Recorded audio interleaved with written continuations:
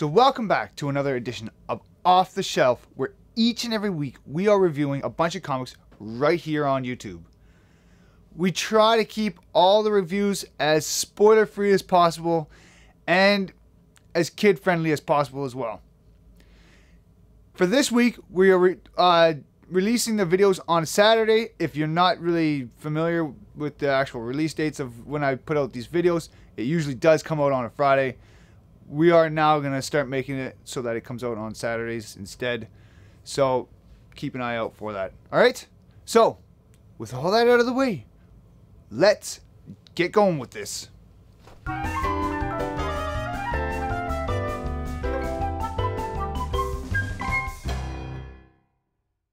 So this one is for Avenging Spider-Man number 19.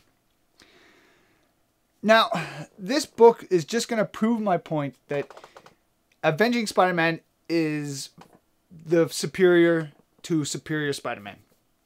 I love Avenging Spider-Man. It's been such a fantastic book.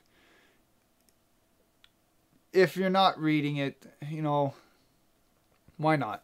It is, if you like Spider-Man, you should pick this one up because, you know, the stories that we get, these team-ups are so much fun, and the character work that's happening in these books are so good, and it really pushes, I believe, it really pushes what's happening in Superior along as well. So it really just fills in that little blank spot where you're not going to get a Spider-Man story, and it's well worth checking it out. For this one, you guessed it, we get another team up, and this time it's with Sleepwalker. Now, you don't really get a whole lot of Sleepwalker, and it kind of seems like one of those characters that they kind of just dust off every so often just for the sake of doing that. Like, they just need to keep him, and they have no one better to use, I guess.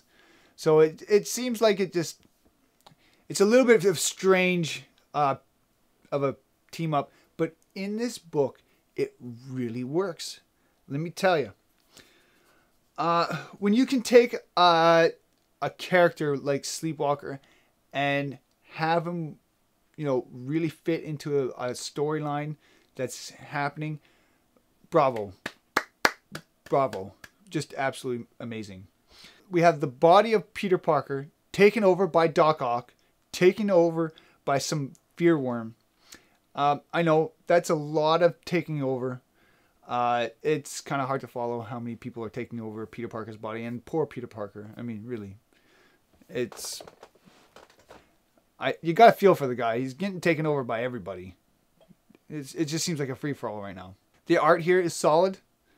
I got lost a little bit in some of the dreamy world parts of it.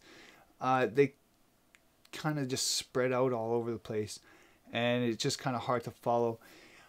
I initially read it in the comic here, but I went and checked it out on the app, and it kind of makes more sense. The book here is really creepy, and you really get a lot of character moments out of this, and it's absolutely fantastic to see what develops out of this as well. We really dive deep into the subconscious of Doc Ock. And we really just start to peel off a lot of these layers that are in there as well. So it's absolutely good too. Overall, we get Sleepwalker. We get this crazy story. We get this fantastic art. And poor Peter Parker getting taken over by absolutely everything and everybody. You do get kind of lost for, you know, some of the pages, but overall I enjoyed the story. I had a lot of fun reading it. I'm gonna still give this book a 5 out of 5. Well worth picking it up, well worth seeing it, but I enjoyed it. It was nice to see some of the characters that I've seen when I was a kid in a book nowadays. So for me, I enjoyed it. 5 out of 5. And that was for Avenging Spider-Man number 19. So I want to thank everybody out there who are watching this video. check back. I have some more videos coming up. I'm having a hard time getting them all out at once here. So, keep checking back and I'll have some more up for you. So that's it for this week. I want to thank everybody again for watching, and I'll see you guys on the next one.